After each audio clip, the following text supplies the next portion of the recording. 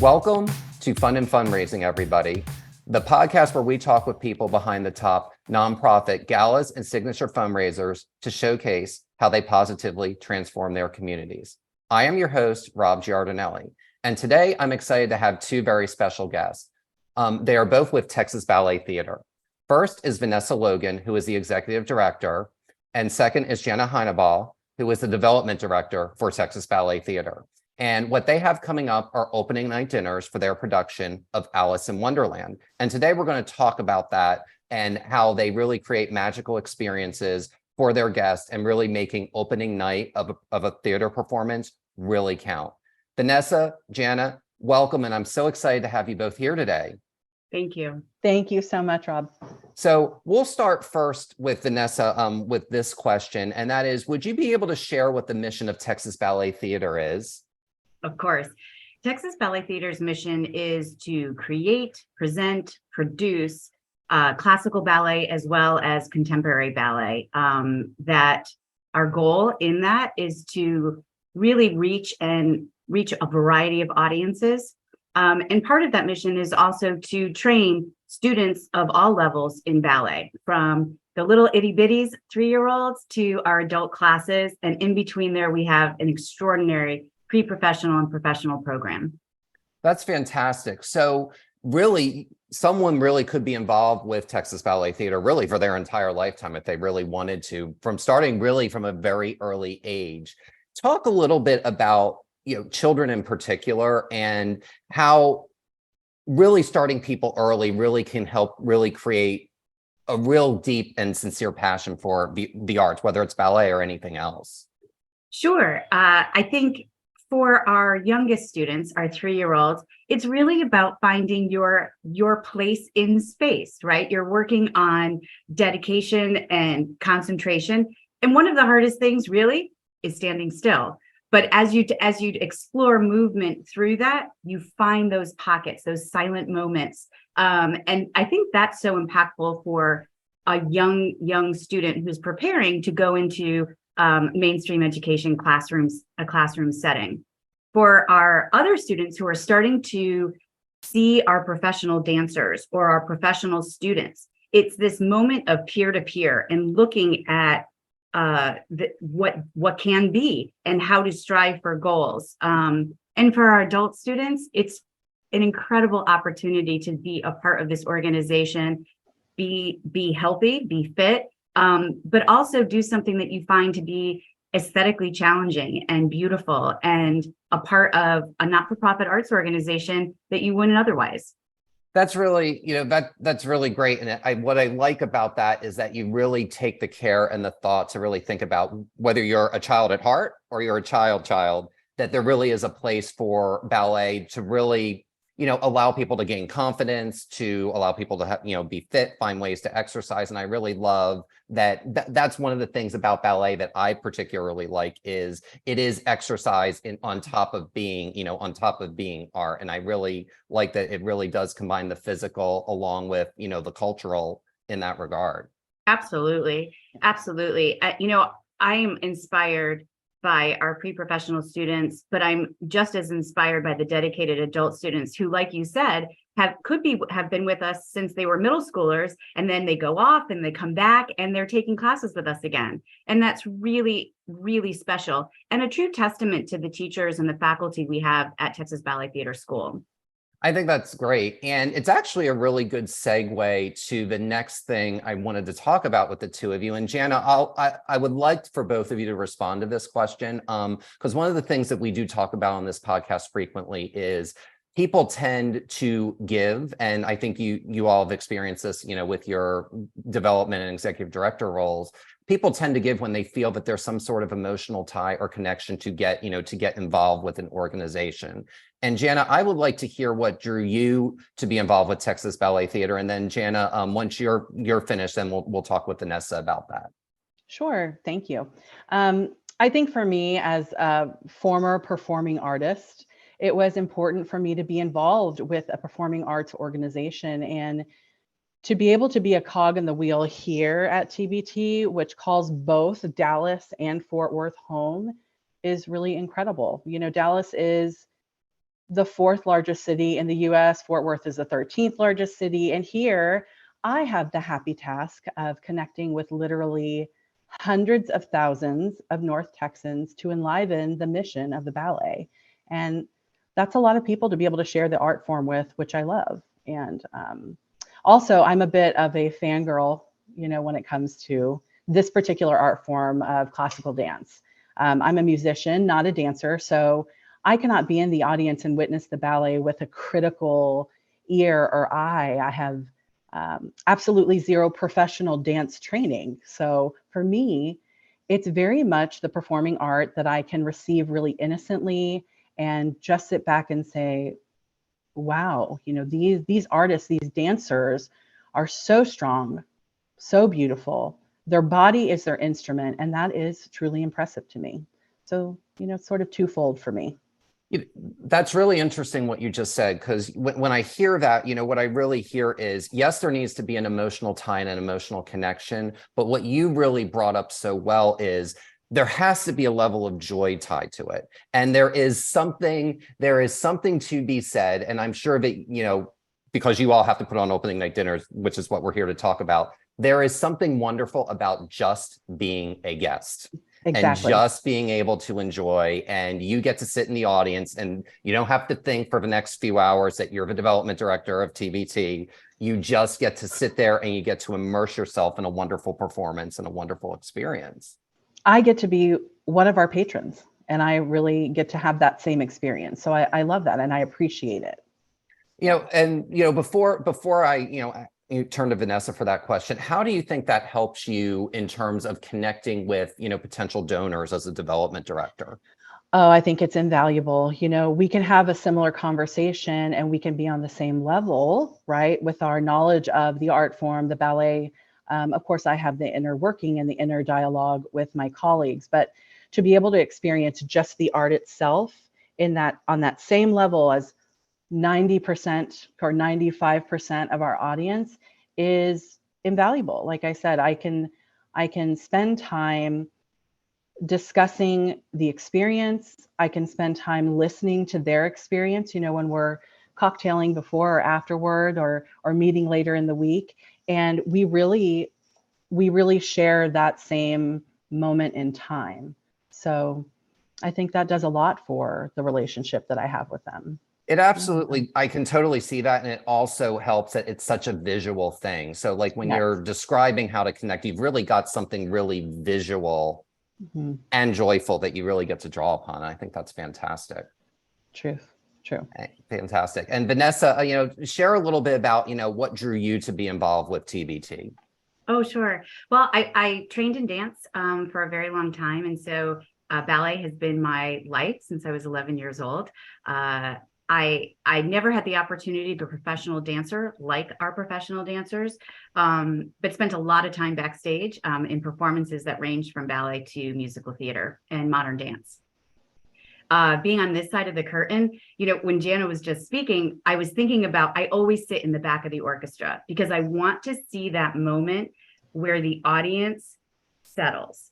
And it's so extraordinary because depending on the night, depending on if there is an opening night dinner, depending on if there's something prepared afterwards, that sort of changes when an audience becomes one in the experience. And it is so beautiful to watch. I look at our dancers who are giving their art, their technical mastery, as well as their love for this art form to the audience. And you can see them in that moment just take it in. And that's something so special. That's fantastic. And what I like about your journey with it is it's really, for you, ballet has been a lifelong passion. Like it's something that you've done from a very early age, and you made the pivot that you still wanted to be involved with it, in some way. And if it wasn't going to be as a dancer, it was going to be, on the office side, to really allow the community to experience the love that you've had for it really your entire life. Yeah, true. That's fantastic. Now, I love, let's talk a little bit about, and Janna, you had touched upon this a second ago, and I'd love to hear each of you kind of respond to this. And how does Texas Ballet Theater, how do you go about personalizing events and productions and the messaging to speak to each individual community it serves. And for those people listening that are not from Dallas or Fort Worth, they're two, even though they're 30 miles apart, the ethos of each city is quite different. So what Texas Ballet Theater has to do is really a very delicate dance, pun intended, of managing, two very different communities and make a performance of the same production feel really powerful. And I'd love to hear your take on that.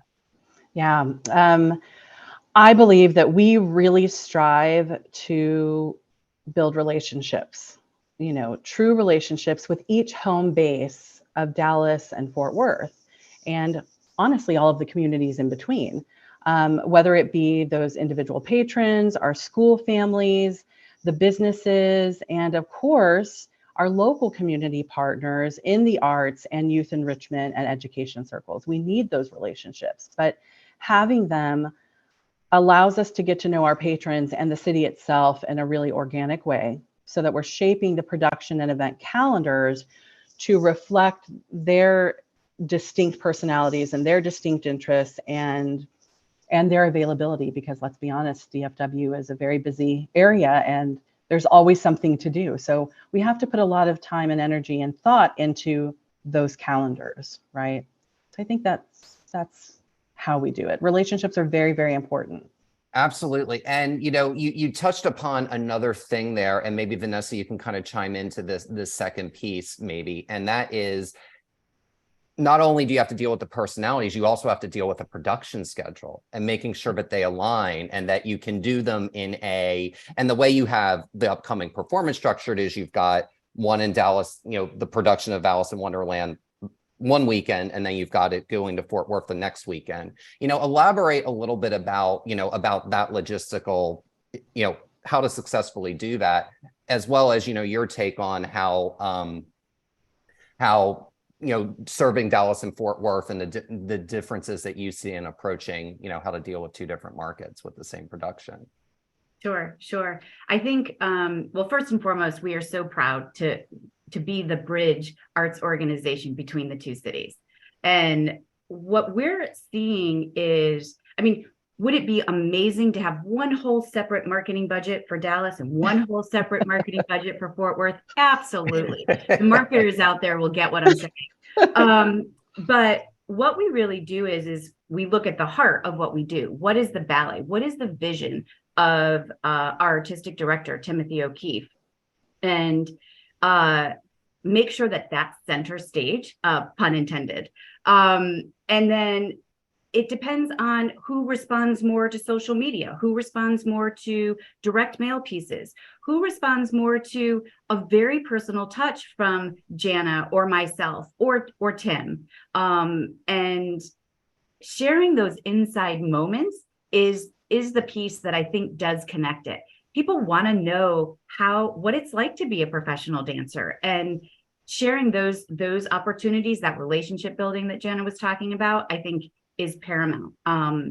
Being that Texas Ballet Theater has a school in Dallas County and a school in Tarrant County, those two things help as well. We are part of each community in a very real way. Also through our outreach programs called City Dance, where we're giving classes to those who wouldn't normally have the opportunity. So we feel like both cities are our true homes. Janna and I spend half our week in Dallas and half the week in Fort Worth. Sometimes we spend 1 week one city and then we spend the next week in another. It definitely is not a boring situation. But from a production perspective, it's really it's a mountain to climb for our production team, because we are doing double load-ins and load-outs. And what that load-in and load-out, of course, is when the big 18-wheeler tractor trailers pull into the loading dock and the crew sets it all up. And then we take it all down and we do it all over again, as opposed to being in one venue and we do it once and stay there for 2 weeks. That's just a little side nugget that's really demonstrates the power and the expertise of our production team.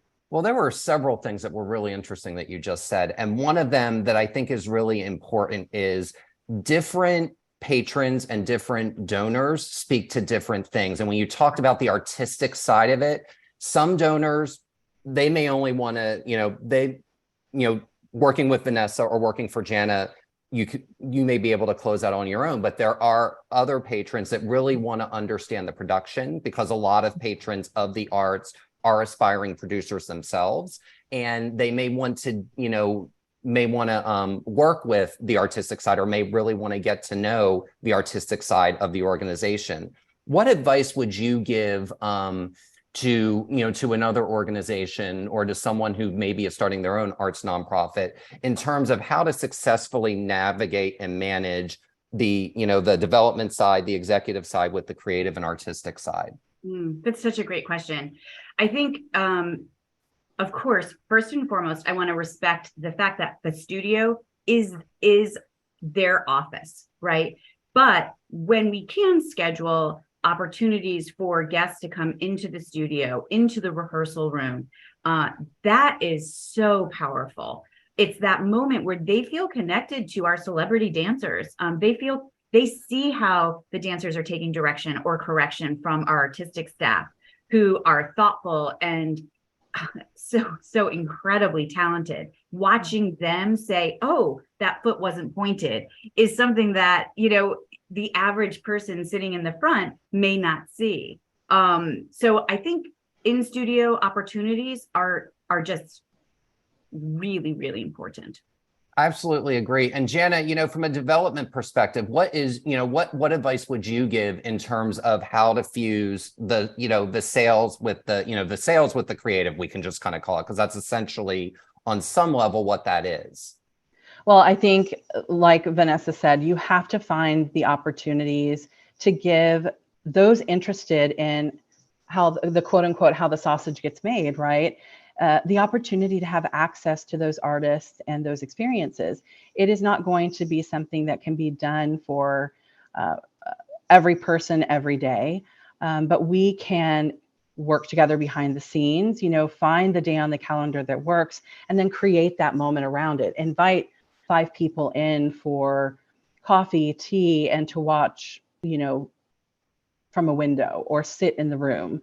And it's very, very important. Those are some of the most impactful moments that we have as development officers, to show the work to the patron. I mean, when we're seeing it on the big stage, it's also, it's a tremendous experience, but to really give them that up close personal look at it, and to see them, the dancers, meaning to see them take their break, move to the side, grab some water, do a little stretch, and then get back on the stage. They really get to see the work and the athleticism behind it, and that makes them more connected to the art itself. So I think it really stems from having a close working relationship with the sales and the artistic side, which I'm very thankful that we do. I mean, we have a really close team here at TBT.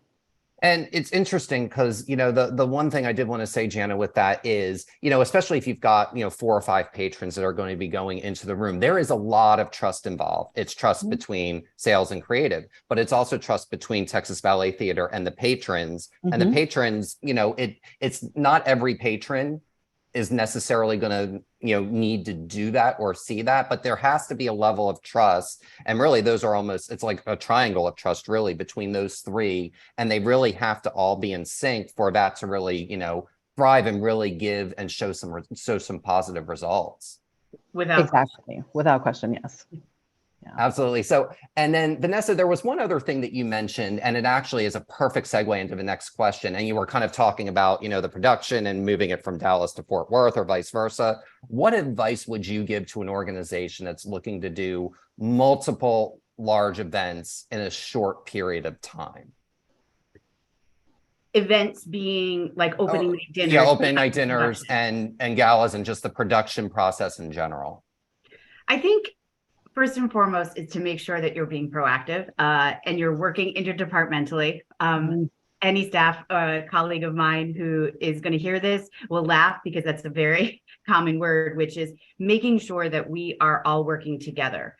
Texas Ballet Theater has a lean staff, and because we want to put our dollars to the art.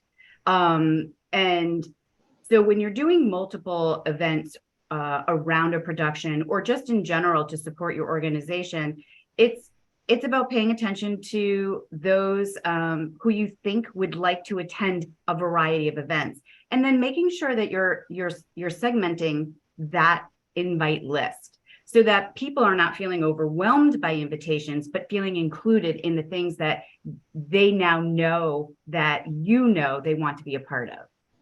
You hit the nail right on the head with that. And this is something that I often say is no person should be on every single invite list. Oh, never. No one, not even your spouse. Like no one should be on every single invite list. I mean, do you really want to take your spouse to your high school reunion or your college reunion weekend? No. So, I think it's important. I mean, that just really, Vanessa, I'm so glad that you said that, because, sometimes people think, well, this person's going to be offended or be upset if I don't invite them. Now, but that goes into knowing and understanding your donors, and it goes to knowing and understanding your patrons and knowing what will speak to them, because it's, in a season, you'll have 6 or 8 performances. And, while most may speak to a patron, there may be 8 and maybe only 7 really speak to them, because that there's a certain genre or a certain type of art or performance that they may not be interested in. And it's just knowing and being aware of that. And that really goes a long way to making sure that they become long-term donors, because you're not wasting their time, like Vanessa said, with invites that really would be needless or not necessary.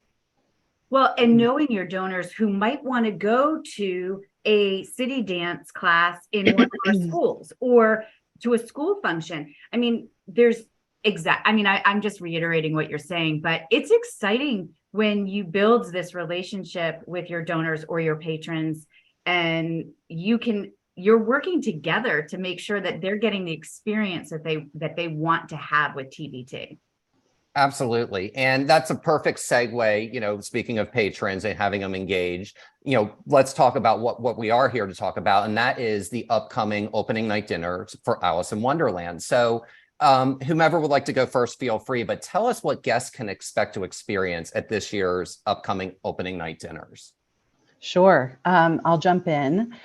We have 2 elegant evenings prepared at each venue. And while I don't want to give too much away, I will say that each of our chairpersons, who are Mbika Singal and Craig Carpenter in Dallas, and then Lou Martin in Fort Worth, they each have worked diligently to really create their version or their vision of Wonderland to come to life, from tablescapes to floral. There's some beautiful lighting, music in the room. It's going to be a gorgeous evening. And I really think our florist has sort of outdone herself with some of these tables. So they're going to walk into a gorgeous space, first of all. Our most loyal patrons and subscribers will arrive and enjoy an evening complete with cocktails, hors d'oeuvres, a seated dinner, and then move into the hall for the actual production of Alice in Wonderland. So that's sort of the bubble of the evening, if you will. It sounds beautiful, and it sounds like a lot of fun. Vanessa, is there anything that you would care to add, into the evening that you think might be of note, and for people to know about? Sure. Our artistic director laureate, Ben Stevenson, this is his Nutcracker, and known, of course, throughout the world for his storytelling through ballet.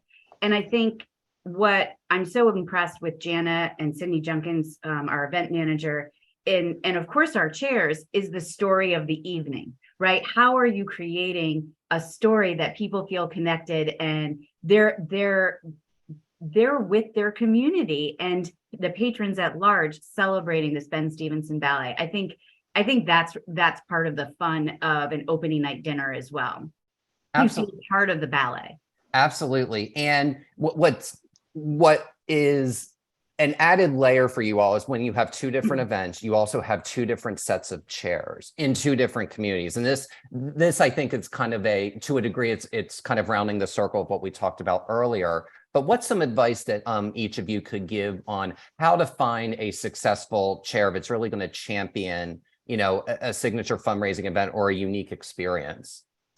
I think it's really important to find somebody who is excited about the involvement and the level of involvement it takes to be part of planning an event like this. They're part of the team, really. It's another one of those opportunities to invite a donor, a patron in to an experience. And in these moments, they're integral to the vision of the event, having them not just participate, but truly be involved in the creative aspect of the event. The work of it becomes easier.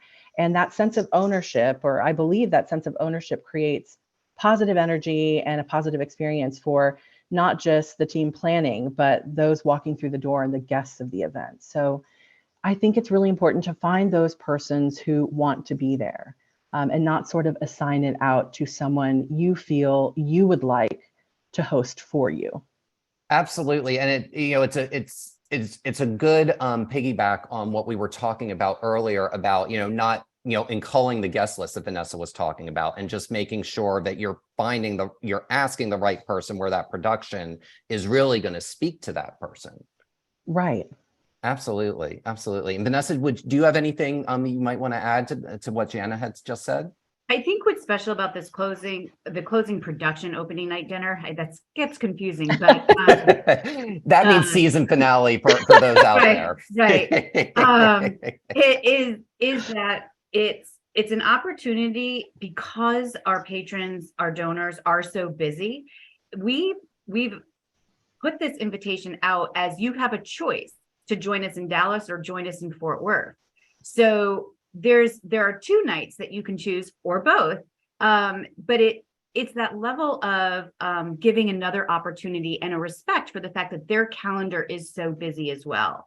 And that partnership, so that you can say, and it's really working. We're seeing a lot of crossover now over the bridge. And, that's just super exciting that Ballet is participating in that. And the calendars are key. I love that. And, again, because you do have 2 nights, and, May is an extremely busy time with Mother's Day and graduations and initial, vacations that patrons may take, that, it's close enough. I mean, it's about 30 miles between the 2 cities. So, I mean, it's certainly close enough that if one can't go to one and they're very committed, to TBT, they can just, they can go the following week and, make a night of it. Maybe they stay at a hotel in another city and all those other types of things. And I think that's really great and really fantastic. And it's so wonderful to see that crossover, because Dallas and Fort Worth are very different markets. And it's nice to see that people feel comfortable from going one to the other. Absolutely.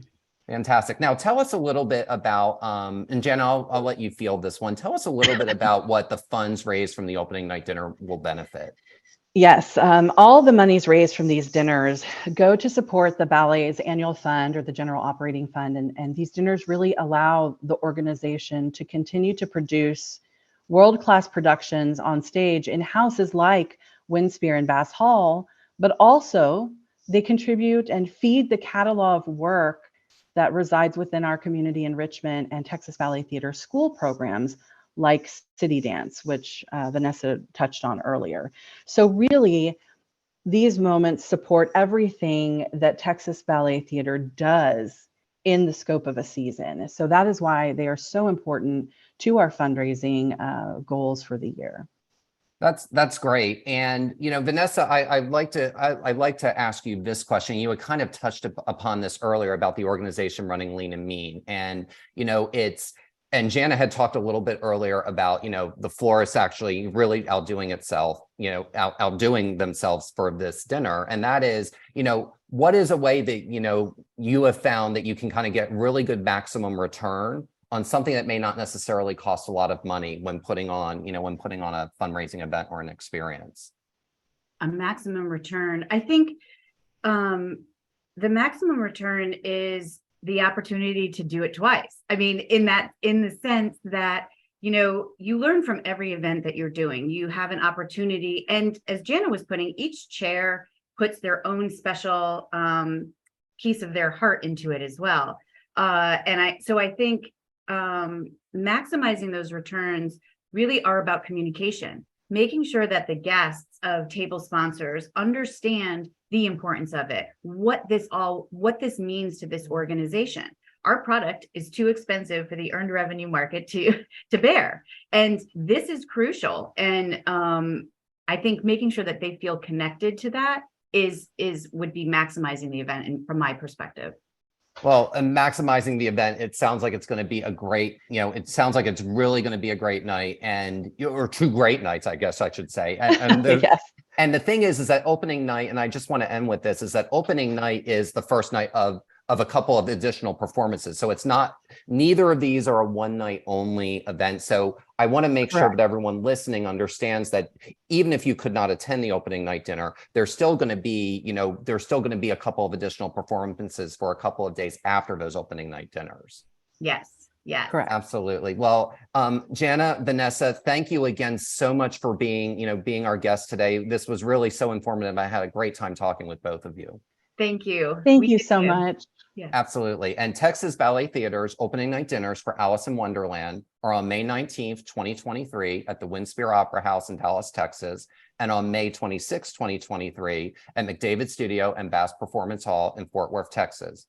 For more information, visit texasballettheater.org. And that will do it for us on this episode of Fun and Fundraising, reminding you to keep it fun, keep it interesting, and your guests will have a great time. Take care, everyone, and have a great day.